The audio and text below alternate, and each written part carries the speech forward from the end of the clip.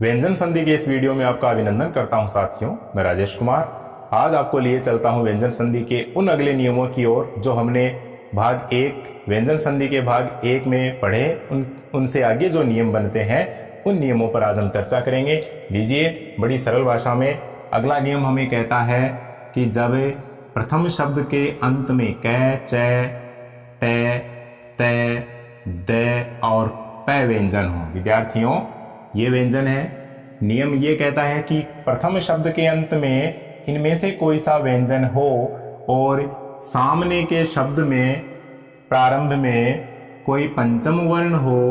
पंचम वर्ण का मतलब विद्यार्थियों ङ, य, ण, न और मैं। ये पांच क्या होते हैं अपने? ये पांच अपनी वर्णमाला में पांचों वर्गों के पंचम वर्ण होते हैं, जो नासिक वर्ण होते हैं। इस तरह का नियम है कि प्रथम शब्दांत में कै, च, टे, तै, दै, पै में से कोई सा व्यंजन आए और सामने के शब्द में शुरू में ङ, य, ण, न, म में से कोई सा पंचम वर्ण आए तो संधि करने पर विद्यार्थियों ये वर्ण अपने ही वर्ग के पांचवें अक्षर यानी नासिक के वर्ण में परिवर्तित हो जाते हैं। लेकिन इससे पहले एक विशेष बात कि पहली बात तो ये कि ङ, य, ण, न, म इनमें से न और मैं से तो कोई शब्द शुरू हो सकता है, लेकिन अपनी हिंदी भाषा की शब्दावली में ङ, य, ण से कोई शब्द है वह कभी शुरू नहीं होता है। अर्थात ये तीन वर्ण किसी भी शब्द के शुरू में हमें दिखाई नहीं देंगे, इसलिए हम इन तीनों को छोड़ देते हैं। तो इस नियम को हम और छोटा कर लेते हैं। देखिए, ये नियम ऐसे बन जाएगा कि कै और ये चै जो व्यंजन है, ये भी हिंदी शब्दावली में ऐसे उदाहरण दुर्लभ है कि अंत में वह शब्द ये चै व्यंजन आए और सामने इन वर्णों में से कोई सा वर्ण आए। इस तरह का उदाहरण हिंदी में दुर्लभ है, इसलिए हम इसको भी एक बार छोड़ देते हैं कि कै, टे, तै, दै और पै। ये लीजिए, छोटा हो गया नियम। और इसके साथ हम मिला देते हैं किसको? 1, 2, 3 को छोड़ करके न और मैं को मिला देते हैं विद्यार्थियों, न और मैं। तब यदि ऐसा हो, ये परिस्थिति हो, तो इस दशा में प्यारे विद्यार्थियों ये अपने अपने वर्ग के पांचवें अक्षर में यानी पंचम वर्ण में पंचमाक्षर में परिवर्तित हो जाते हैं। कै का बनेगा ङ, कै वाली पंक्ति में ङ, टै वाली पंक्ति में पांचवा अक्षर ण और तै वाली में न, और दै भी तै की पंक्ति का है, इसलिए इसका भी पांचवा अक्षर क्या हो गया पंक्ति का? न। दै भी न में बदलेगा और पै बदलेगा विद्यार्थियों मैं में। बस यही विकार इस नियम की विशेषता है। चलिए इसको हम उदाहरण से समझते हैं। उदाहरण देखें तो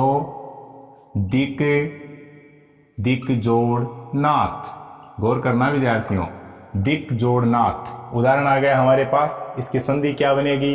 कै के साथ में न संधि करता है तो कै ङ में बदलता है पांचवें अक्षर में, तो इसकी जगह इसका पांचवा अक्षर रख देते हैं। बाकी शब्द ज्यों का त्यों। दिक का क्या हो गया? दिंग, बाकी नाथ। ये लीजिए, बन गया अपना शब्द दिंगनाथ। हो गई इसकी संधि, बिल्कुल आसान है। ऐसे ही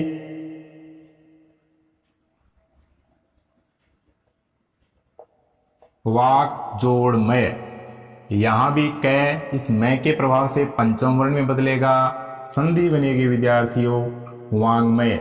वांग्मय यानी शब्द भंडार, अपना साहित्य उसको वांग्मय कहते हैं। दिंगनाथ यानी दिशाओं का स्वामी होता है। और ऐसे ही अब इस कै के बाद में इस टै वाली संधि लेते हैं तो देखिए, विराट एक बहुत ही अच्छा उदाहरण है शब्द शुद्धि की दृष्टि से। विराट जोड़ नगर, तो टै ण में परिवर्तित होगा अपने पांचवें अक्षर में, इसकी जगह आधा ण आ जाएगा। बाकी शब्द ज्यों का त्यों वीरान नगर। ये शब्द शुद्धि में भी आ सकता है और संधि में भी आने लायक शब्द है, क्योंकि ये ऐसे शब्द हमें कम पढ़ने में मिलते हैं, इसलिए। तो टै का क्या बन गया? ऋणय बन गया, विराट जोड़ नगर बराबर विराट नगर।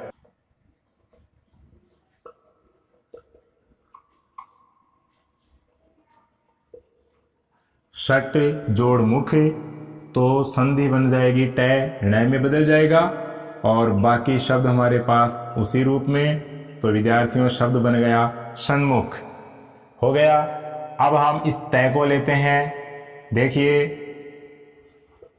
सत जोड़ निधि एक उदाहरण है। सत जोड़ निधि, तो तय का न बनेगा, एक शब्द बन गया हमारे पास सन्निधि। सन्निधि हो गया। तय किस में बदल गया? न में बदल गया। अब इस तय को हम मैं के साथ जोड़ें। जैसे एक उदाहरण है जगत जोड़ माता, तो विद्यार्थियों जय गय, तय का द नहीं बनेगा यहां पर, बल्कि तय किस में बदल रहा है? तय न में बदल रहा है। उदाहरण हो जाएगा जगन माता। ये लीजिए जगन माता। और ऐसे ही द को लें इनमें से किसी व्यंजन के साथ। एक उदाहरण लेते हैं शरद जोड़ महोत्सव। शरद जोड़ महोत्सव विद्यार्थियों, तो द का केवल न बनेगा, बाकी ज्यों का त्यों। तो हमारे पास एक शब्द हो गया शरण महोत्सव। ये लीजिए, ऐसे हमारी व्यंजन संधि होती चली जाती है और आसानी से हम इसका विच्छेद कर सकते हैं और इसका संधि युक्त शब्द बना सकते हैं। इनके अलावा मैं और वे उदाहरण लिख रहा हूं जो आरएएस जैसी परीक्षा में आ चुके हैं और बड़ा महत्व रखते हैं, थोड़ा सा नियम से हटकर भी हैं। चलिए उन उदाहरणों को देखते हैं। तो देखिए इन उदाहरणों को पहले हम समझ लेते हैं। ये 5-7 उदाहरण लिखे। पन्नग, तो हो जाएगा विद्यार्थियों पद जोड़ नग बराबर पन्नग। पद से नहीं गमन करता है जो, अर्थात सर्प हो गया। पन्नग इसमें द आएगा यहां पर। और श्रीमन नारायण, इसका विच्छेद करें तो श्रीमत जोड़ नारायण। श्रीमत जोड़ नारायण बराबर श्रीमन नारायण। ऐसे ही भवनिष्ठ, इसका विच्छेद भवत जोड़ निष्ठ, तय का न बनेगा उन्नति, उत जोड़ नति। इसमें अलग अलग व्याकरणों में अलग अलग मत हैं उत और उद पर, लेकिन यहाँ पर ज्यादा मान्यता हम उत को ही देंगे क्योंकि इस तरह के प्रश्न हैं वो हमारी परीक्षाओं में कई बार आ चुके हैं। तो चलिए, और बाकी जिस तरह का प्रश्न होता है और जैसी परिस्थिति होती है हमें वैसा ही वहां पर निर्णय लेना पड़ता है, क्योंकि इसमें सभी विद्वान एकमत नहीं है। लेकिन मान्य इसको करेंगे उत जोड़ नति बराबर उन्नति। उन्मेष, तो विद्यार्थियों उत जोड़ मेष, तय का न बन रहा है। तन्मय, तो देखिए बहुत अच्छा उदाहरण है तत् जोड़ मय बराबर तन्मय। और उन्नयन, तो विद्यार्थियों उत जोड़ नयन बराबर उन्नयन। ऐसे ही अपना ये उदाहरण है, बहुत अच्छा उदाहरण है वृहन्नेत्र। वृहत, वृहत यानी विशाल है जिसके नेत्र, वृहन्नेत्र। तय किस में बदल गया? न में बदल गया। तो इन उदाहरणों के अलावा और उदाहरण देखिए। एक उदाहरण है सत जोड़ नारी बराबर सन्नारी। तय किस में बदल गया विद्यार्थियों? ये तय न में बदल गया यहां पर। तो अब ये उदाहरण है वो पीएसआई के एग्जाम में आया हुआ है, सत जोड़ नारी बराबर सन्नारी। ऐसे ही हम देखें तो एक विशेष उदाहरण है यहां पर मृद जोड़ मय। मृद जोड़ मय बराबर मृण्मय। ये मान्य है। अब ये मान्य क्यों है इसको हम थोड़ा सा ध्यानपूर्वक देखें, क्योंकि द का क्या बनना चाहिए? द का नियमानुसार न बनना चाहिए। तो देखिए द का क्या बन रहा है? न बन रहा है। और यहाँ क्या है? मृ है। अब यही हमें खास ध्यान आकर्षित करने की आवश्यकता है कि मृ है और न है। इस मृ में क्या मिला हुआ है विद्यार्थियों? इसमें री स्वर मिला हुआ है और यहाँ क्या है? न। अब इस री के प्रभाव से ये न किस में बदलेगा? ये आधे ण में बदलेगा। क्यों बदलेगा? क्योंकि व्यंजन संधि का एक नियम है कि री प्लस न, री के बाद में न हो तो ये न है वह किस में बदल जाएगा, ण में बदल जाएगा। इसलिए ये इस री के प्रभाव से न हो रहा है, इसलिए द का न और न का ण बन रहा है। इसका कारण ये री स्वर है और यहां जाकर के ये क्या हो गया, मृण्मय हो गया। ऐसे ही इससे मिलते जुलते अन्य उदाहरणों का हम विच्छेद करें, मृद जोड़ मई तो मृण्मयी ऐसे हो जाता है। इस प्रकार से ये उदाहरण काफी महत्व रखते हैं और मैं बता दूं आपको कि ये उदाहरण RAS 19 में आया हुआ है, अभी हाल ही के RAS में ये आ चुका है। तो इस तरह के उदाहरणों पर हमें खास गौर करना है और बाकी किसी भी उदाहरण को हमें सरल नहीं समझना है, किसी भी उदाहरण की उपेक्षा नहीं करनी है, क्योंकि भाषा में कुछ भी पूछना संभव है। परीक्षा में पूरी तरह से तैयार होना एक अच्छे विद्यार्थी के लक्षण है। तो इनको आप देखिए और समझिए। अब अगले नियम की ओर चलते हैं।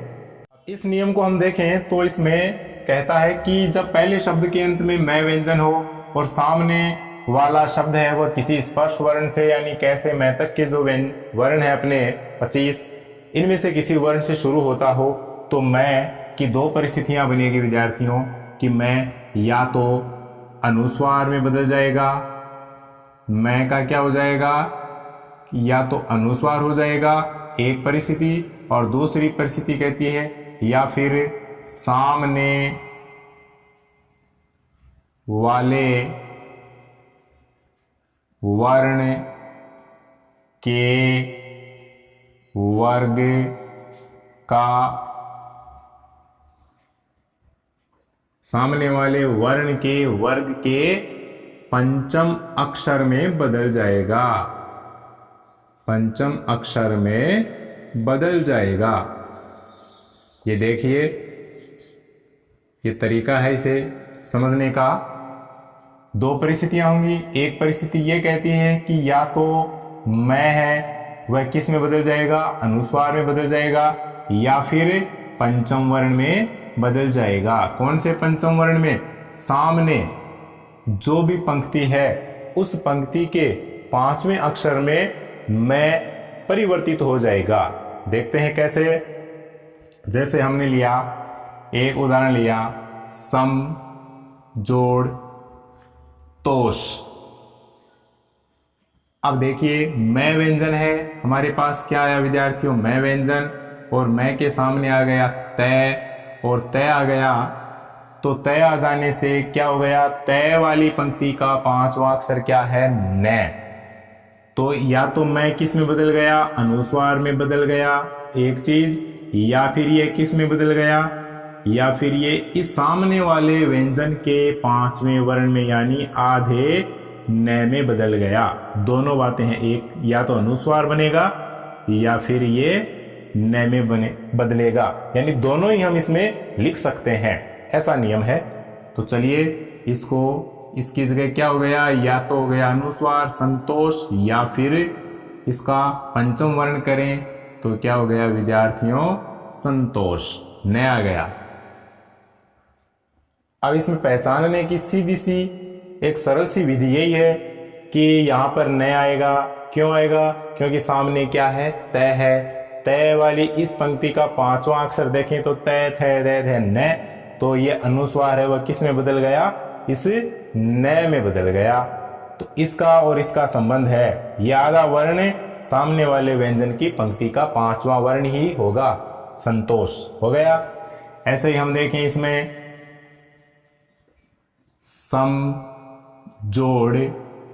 समजोड़ कल्प। अब इसका विच्छेद करें, ये संधि करें विच्छेद की, तो या तो संकल्प अनुस्वार हो गया मैं का, मैं अनुस्वार में बदल गया, या फिर सामने क्या है कै का पांचवा वर्ण क्या है न, तो इस मैं की जगह क्या हो गया संग, और बाकी कल्प, ये लीजिए संकल्प, ऐसे हो गया। ऐसे ही हम देखें अंक, तो जोड़ कै बराबर, ये इसी नियम के उदाहरण है अंक, या इसका हम विश्लेषण करें तो अंक, ऐसे। दूसरा तरीका यह है। तो इस तरह से विद्यार्थियों ये संधि विच्छेद और ये संधि युक्त शब्द निर्मित होते चले जाएंगे। और इसके आगे हम देख लेते हैं, जैसे हमारे पास एक शब्द है दम जोड़ डे, बराबर क्या बनेगा, मैं का या तो अनुस्वार बनेगा या फिर सामने क्या है डे। डे टे वाली पंक्ति का वर्ण है और टे वाली पंक्ति में पांचवा अक्षर होगा टे ठे डे ढे णे, तो यहां आधा ण हो जाएगा दंड, ऐसे इसका निर्माण हो जाता है। शंकर, देखिए शम जोड़ कर बराबर अनुस्वार भी मान्य है और शंकर, इसको ऐसे भी हम लिख सकते हैं। ऐसे ही हमारे पास एक शब्द है संज्ञा, सम जोड़ ज्ञा, वेरी इंपॉर्टेंट शब्द है, तो अनुस्वार भी मान्य है और इसका दूसरा रूप जो कि विद्यार्थी लिखते नहीं है, मैं लिखकर बताता हूं, क्योंकि ये ज्ञा, ये इसमें पहला वर्ण क्या है, ये किससे बना है, आधा जय और या से बना है, ये ज्या, ये संज्ञा है ना, तो यहां पर संज्ञा शब्द है, ये शुद्ध उच्चारण इसका संज्ञा है और संज्ञा होने के कारण जय है और जय होने के कारण यहाँ पर जय छय जय जय ये, यहाँ पर आधा व्यंजन कौन सा आएगा, यह आएगा और फिर ज्ञा आएगा, ऐसे ये इसका सही रूप है। संज्ञा ऐसे लिखा जाता है, यदि ये नहीं हो तो हमें इस रूप को शुद्ध करना है। तो यहां इस नियम में मुख्य बात यह है कि एक शब्द दो दो रूपों में लिखा जाता है, या तो अनुस्वार सहित या फिर पंचम वर्ण सहित। तो इस नियम की यही विशेषता है। इस तरह के उदाहरण इसमें है और इसके और उदाहरण में लिखता हूं, उनका हम फटाफट विच्छेद करके समझ लेते हैं।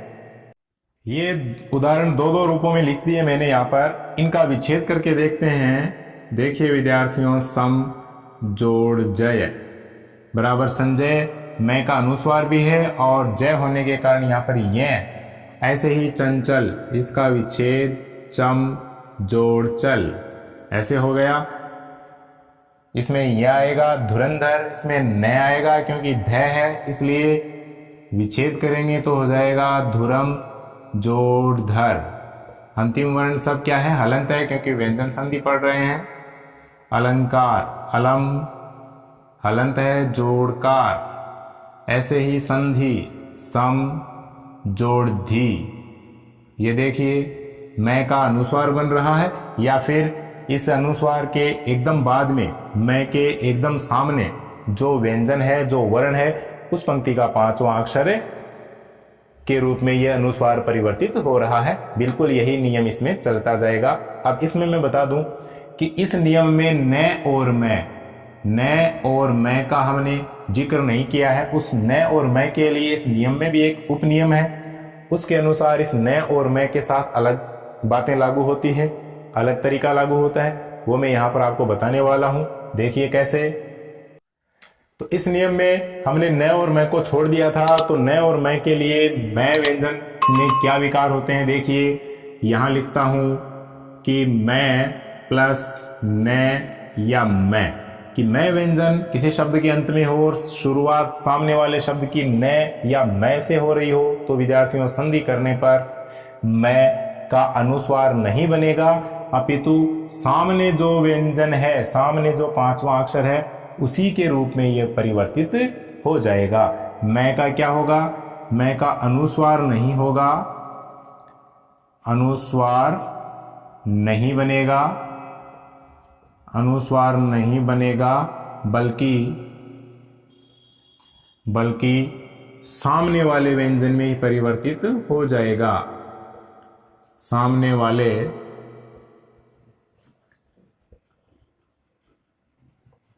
व्यंजन का ही रूप धारण करेगा।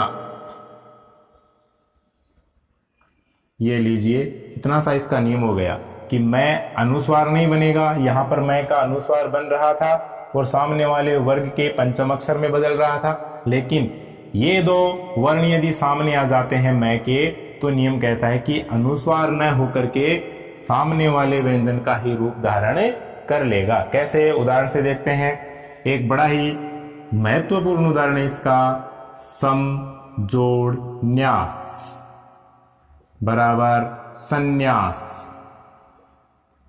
अब यदि इस नियम के तहत इसको लें तो देखिए ये बन गया, और इसके साथ देखें तो मैं किस में बदल गया, मैं सामने वाले व्यंजन में बदल गया आधे न में, तो रूप हो गया हमारे पास विद्यार्थियों संन्यास। अब परीक्षाओं में, कंपटीशन में इस तरह के सवाल आ जाएं तो हमें किस तरह से सही करना है, हमें इसको नहीं लेना है क्योंकि ये नियम अलग है, इसलिए हालांकि इस नियम के अनुसार ऐसा बनता है, लेकिन ये जो अलग से नियम बना हुआ है ये कहता है कि अनुस्वार नहीं बनेगा, तो इसमें अनुस्वार वाले को हम क्या करेंगे, सही नहीं करेंगे, बल्कि ये जो आधा व्यंजन है अनुस्वार की जगह इसको हम सही करेंगे। और वास्तव में यह शब्द शुद्धि में भी आने वाला शब्द है क्योंकि इसमें दोनों न आधे आधे हैं, संन्यास, और इसका कारण व्यंजन संधि है, इसका कारण इस मैं व्यंजन का प्रभाव है, तो ये रूप अशुद्ध है और इसका ये रूप शुद्ध है, समजोड़ न्यास बराबर संन्यास। ऐसे ही सम जोड़ मान आ जाए तो विद्यार्थियों क्या बनेगा, मैं का ये मैं ही बनेगा। अब यहां ध्यान देने की बात यह है कि यहां कोई विकार नहीं हो रहा है, समजोड़ मान में कोई विकार नहीं हो रहा है, तो विकार नहीं होने के कारण यहां पर इस तरह के उदाहरण किस श्रेणी में आ जाते हैं, ये संधि न होकर के संयोग मान लिए जाते हैं। तो ये भी है तो इस नियम के तहत, लेकिन परिवर्तन नहीं होने के कारण ये किस कोटि में आ गया, संयोग की श्रेणी में आ गया। तो हमें इनके ऊपर पूरी तरह से अपनी दृष्टि जमा करके इनका अधिगम करना है और इनको पूरी तरह से याद करके विद्यार्थियों परीक्षा में सही उत्तर तक पहुंचना हमारा लक्ष्य होना चाहिए। यही क्या है, आपसे कामना है।